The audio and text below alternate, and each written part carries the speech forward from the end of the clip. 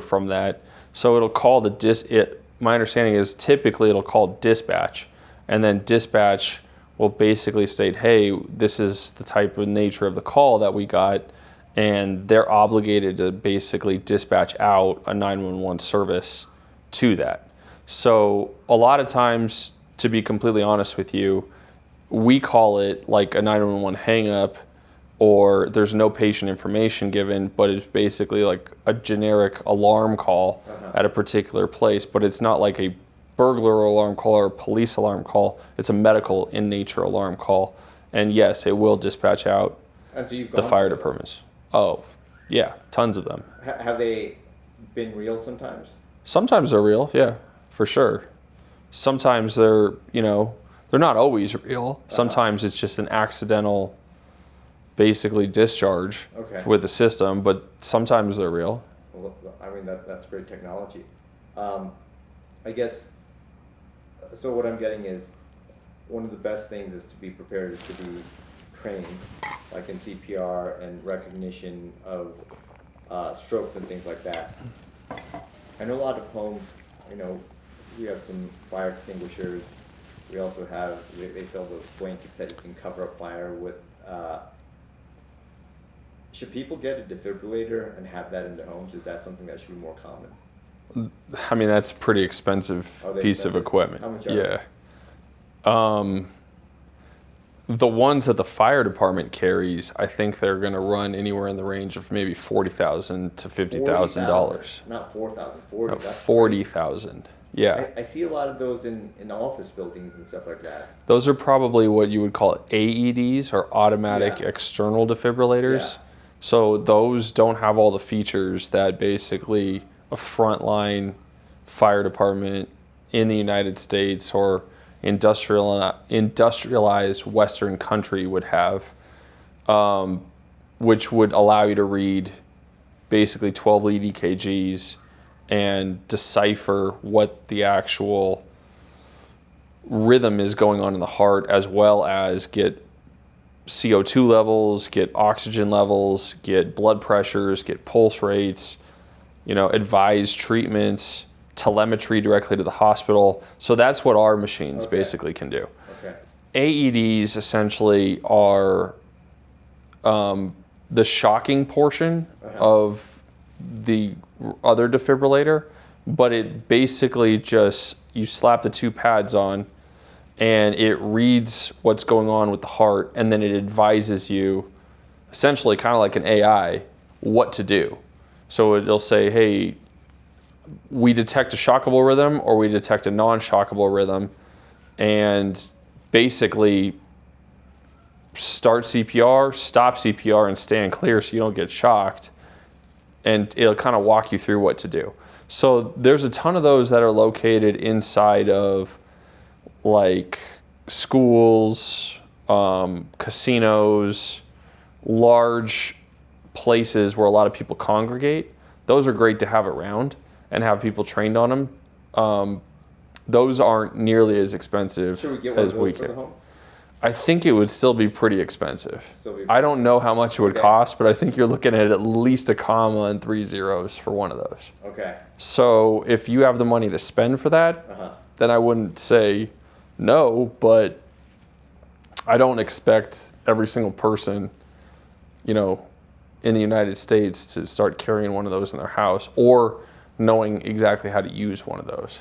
Okay. So my next question is, you said it should be good to, know CPR or have someone that knows CPR, but for the layperson who's just watching and without going to any classes or refreshers or anything, if someone falls and it looks like they're not breathing, like if you just tilted their head back, blew in their mouth and started pumping their chest, that's better than nothing though, isn't it? Well, the first thing you would probably want to do is just basically call 911 in that particular situation. The second thing that you'd want to do, so that at least you have professionals en route and on their way. The second thing that would be important that you'd want to do is basically make sure that there's nothing obstructing their actual airway. So just make sure that they're not actually choking. So you can do that by just visualizing their mouth sometimes, and sometimes just doing a quick finger sweep. And then you can blow air into their lungs and basically see if their lungs expand. If that happens, then there's no obstruction there.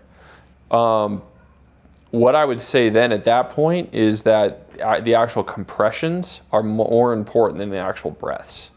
Okay. So if all you did was just compress on the chest in a steady pattern, that would actually be better than absolutely nothing. Okay. Then if you were to add, a rate of 15 compressions to every 2 breaths, then that would be optimal. That changes though, doesn't it? Aren't there like more updates where they say It's always changing. it's always changing? Yeah, the American Heart Association is kind of always in the process of studying Yeah. and then changing things. But during the course of my career, the last 21 years, they've definitely changed it from ABCs, from airway, breathing, circulation, to with circulation being the lowest of the 3 and breathing being above it, to airway, circulation, breathing, basically. So ACBs they've recognized that it's more important to basically maintain a steady heart rate than it is to actually oxygenate. Okay. So just compress. Just find the sternum and above the Yeah, sternum. and one thing I'll honestly say that's a little bit anecdotal, but what I would say is that being a paramedic for over 20 years now, it was pretty rare for us to get what's called ROSC, or return of spontaneous circulation, or basically having somebody that didn't have a pulse when they arrive at the hospital, and then handing them over to the actual hospital staff with a pulse. So basically giving them a viable patient. Okay. When I first got into EMS and was a medic 20 years ago, it was pretty rare for us to get somebody back. Okay. I would say that it's way more common for us to get somebody back now. And there's a couple of things that I attribute to that. One, better training of the public, right? So the public understands what to do better than they used to. 2, there's more AEDs that exist and are around. 3, I think that all the work that the American Heart Association and other studies have done on what actually works has been beneficial. 4, biphasic monitors, meaning that the monitor itself, when we shock, you're delivering less actual energy potentially to the person, but the monitor is figuring out how much energy it needs by doing its own calculation and sending that energy through the heart muscle in a directed pattern versus just shocking with more energy, and you're stepping up the amount of energy, and it's actually directing it more like an arrow exactly where it needs to go better. And then advanced pharmaceutical treatments as well. So when you put the paddles on, you see it in the movies and stuff. They do it like one on one side of the chest and one on the other. I mean, wouldn't it be better to have one on the front and one on the back so it goes right through? I just seem like if you're saying that trying to get to the heart, so you don't actually really do paddles anymore. So that's something that was like pretty old school, where they would grab it and then they would put them like that and hold the things and shock them. So when I first got into EMS, that's what we used. Okay. Now they're sticky patches. Okay. So you actually stick stickers on. And what you're trying to do is basically start one on one area and the other one diagonally to the other area. Yeah. And you're trying to send energy through the heart at a diagonal angle so that it basically goes through, because the left ventricle of the heart is bigger than the right ventricle. And you're trying to send energy basically in a diagonal pattern as if the shape of the heart is also somewhat in a diagonal pattern. Okay. So you're trying to send it through the entire length of the heart to get the most effect possible. Okay. That's kind of the reason why it's in that position. Okay. Now, on patients that are under a certain age, it actually does go from the front to the back. Oh, they do have that as well. It can, yeah. So it's not that it can't do that. It's just per the studies that have been done, the most effective way is that diagonal energy pattern. Speaking of pharmaceuticals, I've been like reading online, and it seems like some of these AI things. I don't know if it's completely AI related, but there's been some recent breakthroughs on things that are starting to come out in pharmaceuticals. And I read something about like, because we know a lot about how effective, what is that, like Wegovy and the other ones that make you lose weight have been, right? I guess they make you lose your appetite is what it is. Yeah, Wegovy. Yeah. And the other thing I read yesterday is that like Eli Lilly found a way to lower your LDL cholesterol levels, and I heard of this eye drop. Like people's vision goes bad like right around 40 to 45 years old, and there's this, and everyone gets reading glasses, right? In my eyes, I don't know what it is, but I think it's because I stare at my phone too long. But it's harder to see in certain times, and I have like blue light blockers and stuff. But there's an eye drop that you put one drop in each eye, and for 10 hours, it will make it so you don't need reading glasses. Okay. And it's been approved by the FDA. Okay. In the South. So it's kind of, despite all the craziness of AI and how we're using it, because we're using it for coding a lot these days also, right? Yeah. Some of those discoveries. I mean, there's actually, if you look it up too, there's actually a geometry problem that AI just solved that had been, I don't want to say unsolved, but humans had thought that a certain way of solving this particular geometry problem was correct, or the most optimal way of solving it for the last 80 years. And ChatGPT 5, I believe actually, which is interesting because it's a general purpose AI model, actually mathematically proved a better way to solve this particular geometry problem that had been perplexing mathematicians within the geometry field for the last 80 years. Yeah. Just a couple days ago. And they released a paper about it. So I definitely think that there's a lot of things that people don't even really realize that AI will potentially be able to do for us and give us breakthroughs that will help in a lot of ways. Yeah. The economy, humankind, push us forward. Yeah, I mean, I think that, it's possible that there, it seems more like a simulation or a sci-fi story as we go forward, but, with some of the breakthroughs, there's going to be some stuff on longevity, right? So people that used to live to, late 70s, early 80s, they might be able to extend people's lives for 30, 40 years longer, right? Like I heard that alligators can live, that they don't even know how long they can live. Some of the oldest living alligators live hundreds of years. And so it's within, there's some genetic coding that says, hey, at some point start aging these people and stuff. But, if people can live 30 years longer, and then at some point they can make it so that 30 more years, they can live another 30 years. They can go on for some time possibly, Yeah, yeah. And then earlier, kind of touching back on something that you had said is like, what do you kind of foresee in the future that can help basically save people's lives as well? So I also foresee that like autonomous driving will definitely more than likely cut down on the amount of fatal car accidents, for sure. Like that in and of itself.